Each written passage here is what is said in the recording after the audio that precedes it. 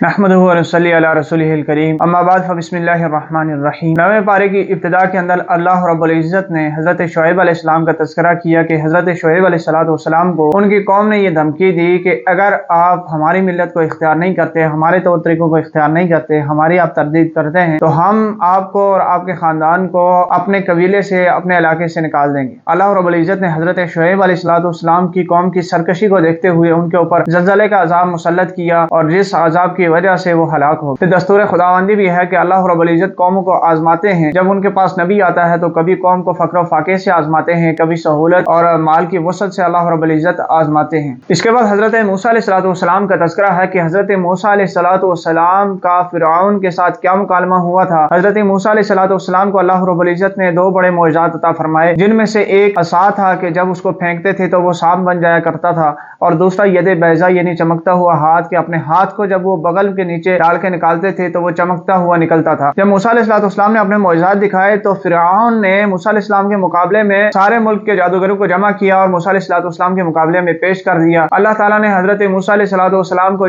جادوگروں کے مقابلے میں فتح عطا فرمائی۔ جادوگروں کو نہ صرف شکست ہوئی بلکہ وہ حضرت موسیٰ علیہ السلام کے ہاتھ کے اوپر ایمان بھی لے آئے۔ پھر اللہ رب العزت نے اس بات کا ذکر کیا کہ کیسے حضرت موسیٰ علیہ السلام کی بات نہ ماننے کی وجہ سے ان کے اوپر عذاب آیا، یعنی کبھی طوفان کی صورت میں، کبھی ٹڈی دل کی صورت میں، اور کبھی خون کی صورت میں کہ جس برتن کے اندر وہ دیکھتے تو اس میں خون ہوتا، کبھی مینڈکوں کی صورت میں، کبھی ان کے اناج کے اندر جوئیں پڑ جاتی۔ تو اس طرح کے عذاب کے اندر اللہ رب العزت نے انہیں گرفتار کر دیا۔ پھر جب وہ عذاب سے تنگ آ گئے تو پھر حضرت موسیٰ علیہ السلام کے پاس آ گئے کہ آپ اپنے اللہ سے دعا کریں کہ اللہ ہم سے اس عذاب کو دور فرمائے تو ہم آپ کے اوپر ایمان لے آئیں گے۔ تو جب حضرت موسیٰ علیہ السلام نے دعا مانگی، ان سے عذاب ٹل گیا تو پھر وہ ناشکرے ہو گئے۔ پھر بنی اسرائیل کو جب فرعون سے نجات ملی کہ اللہ رب العزت نے انہیں تو دریا پار کروا دیا، لیکن فرعون اور اس کا لشکر غرق ہو گیا، تو بنی اسرائیل نے وہاں پہ مطالبہ کیا کہ حضرت موسیٰ علیہ السلام ہمارے لیے کوئی ایسا صحیفہ یا ایسا دستور ہونا چاہیے جس کے مطابق ہم زندگی گزار سکیں۔ تو حضرت موسیٰ علیہ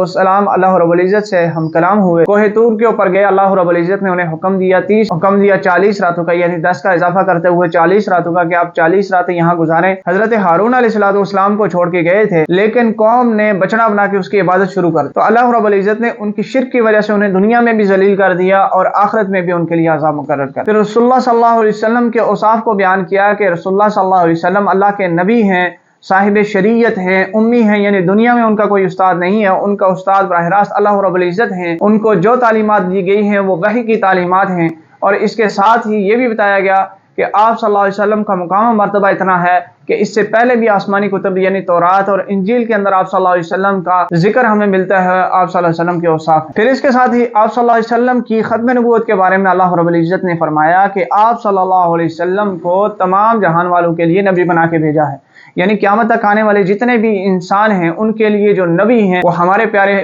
نبی حضرت محمد صلی اللہ علیہ وسلم ہیں۔ آپ صلی اللہ علیہ وسلم کی شریعت، آپ صلی اللہ علیہ وسلم پہ نازل ہونے والی کتاب، آپ صلی اللہ علیہ وسلم کی نبوت قیامت تک کے لیے ہے، تمام انسانوں کے لیے ہے، کسی ایک بستی، گروہ یا قبیلے کے لیے نہیں ہے۔ پھر اس کے بعد یہود یا بنی اسرائیلیوں کے جو باقی لوگ تھے ان کا تذکرہ کیا۔ اس کے بعد اللہ رب العزت نے عہد الست کا تذکرہ فرمایا کہ حضرت آدم علیہ السلام اور ان کی ذریت سے اللہ رب العزت نے ایک عہد لیا تھا۔ اللہ رب العزت نے ان سے سوال کیا تھا کہ کیا میں تمہارا رب نہیں ہوں؟ تو سب نے یک زبان ہو کے اللہ رب العزت کی ربوبیت کا اقرار کرتے ہوئے کہا تھا کہ بلا آپ ہی ہمارے رب ہیں۔ اس کے بعد کچھ آیات کے اندر بلعام بن باعورہ کے حوالے سے ذکر کیا گیا کہ وہ ایک مستجاب الدعوات آدمی تھا، لوگ اس کے پاس دعا کروانے کے لیے جاتے تھے، تو حضرت موسیٰ علیہ السلام اور ایمان والوں کے خلاف بددعا کے لیے چند لوگ ان کے پاس حاضر ہوئے اور کہا کہ حضرت موسیٰ علیہ السلام اور اس کے ماننے والوں کے لیے بددعا کیجیے۔ تو اس نے کہا حضرت موسیٰ علیہ السلام اللہ کے نبی ہیں، میں ان کے بارے میں بددعا نہیں کر سکتا۔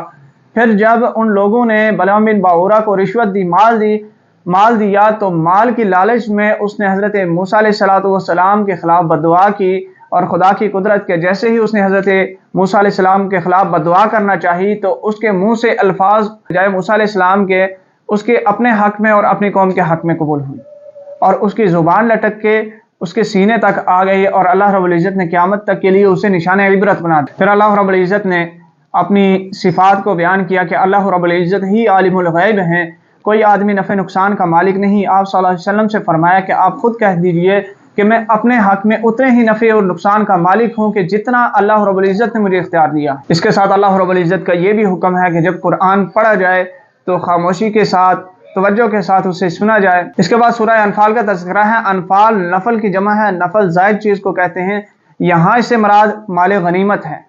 تو اس صورت کے اندر مال غنیمت کے احکامات ہیں، اس لیے اس کا نام سورہ انفال ہے۔ اس کے اندر اللہ رب العزت نے غزوہ بدر کے بعد مال غنیمت کے حوالے سے یہ فرمایا کہ مال غنیمت اللہ اور اللہ کے رسول کی مرضی کے مطابق تقسیم ہوگا۔